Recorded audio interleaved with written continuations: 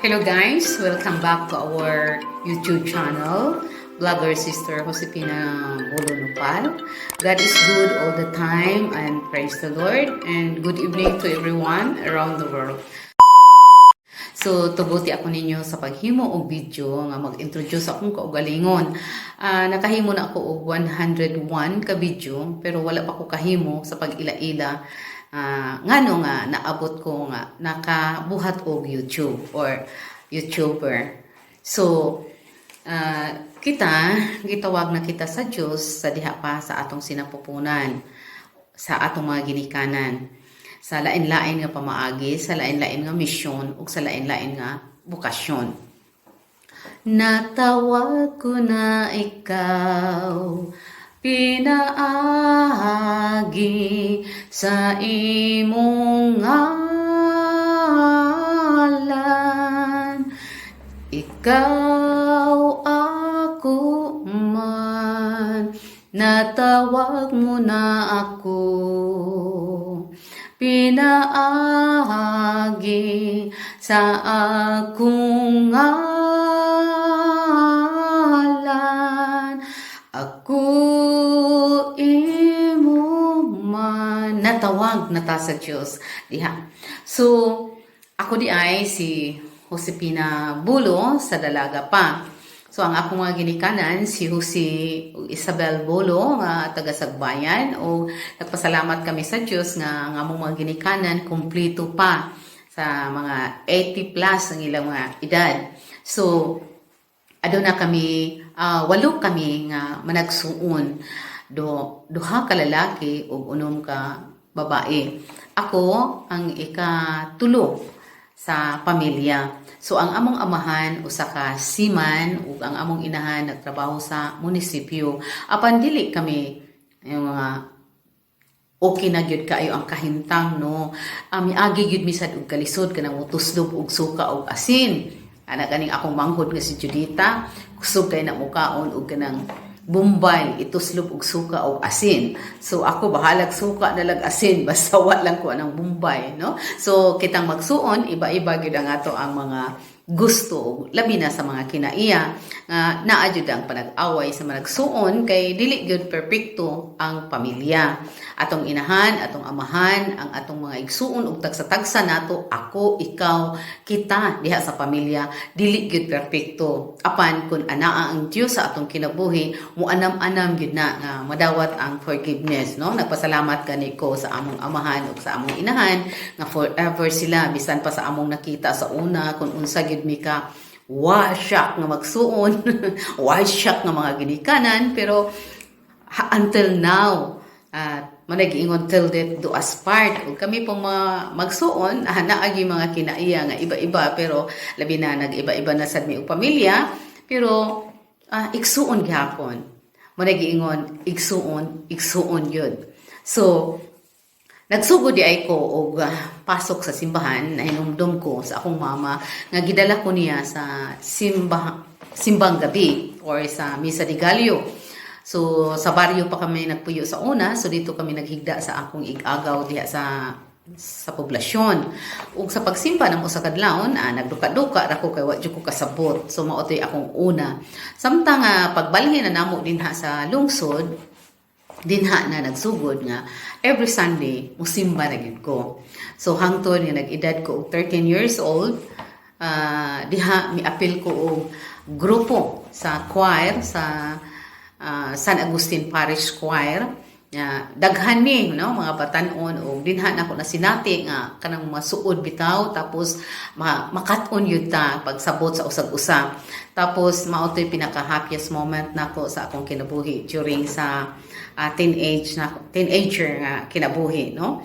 So ilabi na gyud sa mga buluhaton, ilabi na gyud mag-practice mi, enjoy kaayo na mangandam jud mig snack ana, basta na practice na agnay snack nga mao nay magkagrupo ang organisasyon kung doon na jud pagkaon usa gyud na siya. So ako atong time bisan bata pa ko, pero murag na anay gugma or sa pagserbisyo nga anda mo sakripisyo mo apas ko sa akong mga kauban nga mga membro mga babae nga dugay gyud ka mga bot unya ako pang pasabton ang mga ginikanan kay di ay ang ginikanan magdumili lagi kay basin og unsay buhaton. So natural gyud na sa mga ginikanan kay usab pud ang akong amahan. Pero pasabton og maayo nga kini ang among tuyo ani is pagserbisyo sa simbahan, pag-alagad sa simbahan, so makuyog sila mo na mag-practice namin, no? Labi na gyud kung padung nasa piyesta, practice naman na every day. So every Saturday naagid mi sa simbahan kaming mga babae, na ako'y ubang mga lalaki nga magkuha og fern or manguha og bisag unsa, no?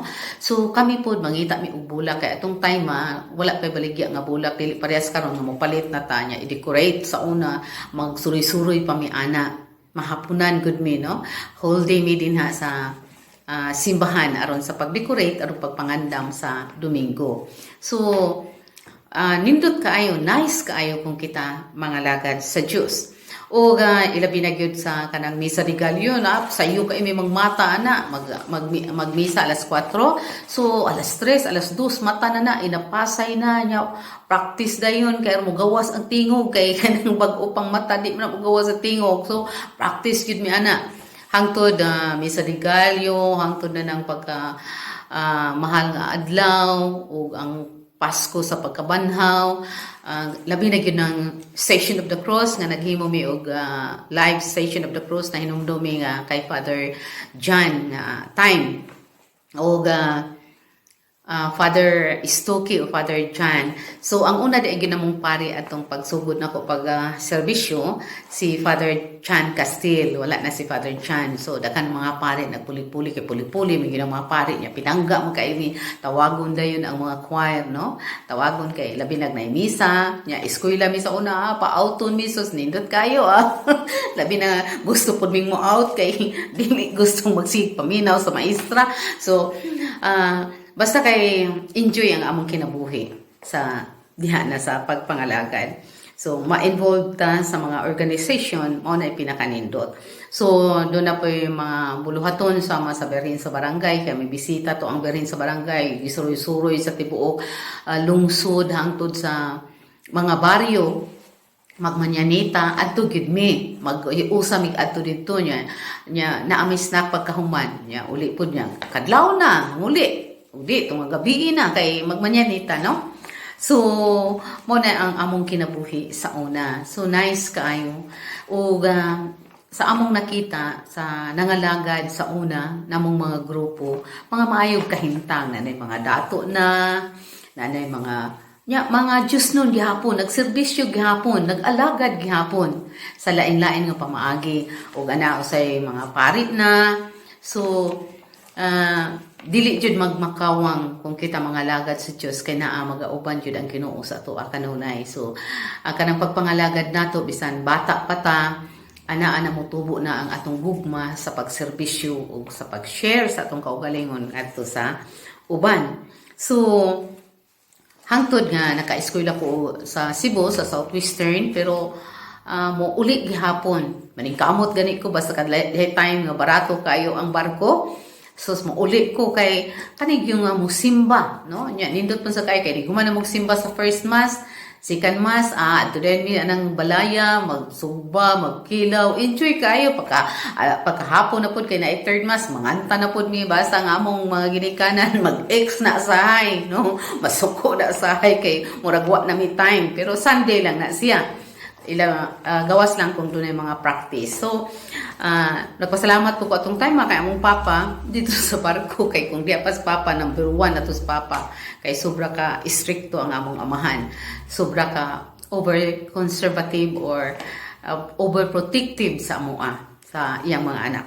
So, sa pag alagad nato diha sa simbahan kini makahatag ka nato o kalig-on sa atong kinabuhi o makat-on kita o maabot ang panahon nga parehas na mag-mature na ta so makaya na nato kay naa ang Dios nagauban kanunay kanato, no? So sa giingon na katong tanan nga murag nangalagad hayahay na kay pamuyo mga nurse na mga daghan matong mga sunod pa namo mga nurse na naslain-laing na nasod. So nindot na kaayo. So mo na nga atong inganyahon ang atong mga anak sa pagserbisyo. Dili lang kay mudawat lang ta sa bunyag, kundi participate kita sa mga bulungaton sa simbahan kay kita mga anak na sa Dios. O nakadawat kita og threefold mission ni Jesus Christ sa pagserbisyo ngadto sa uban. So maayong gabi sa tanan o ayaw ko makalimot sa pag-subscribe o paghimo kita og part 2 ni ining akong pag-introduce akong kaugalingon. O again, maayong gabi sa tanan.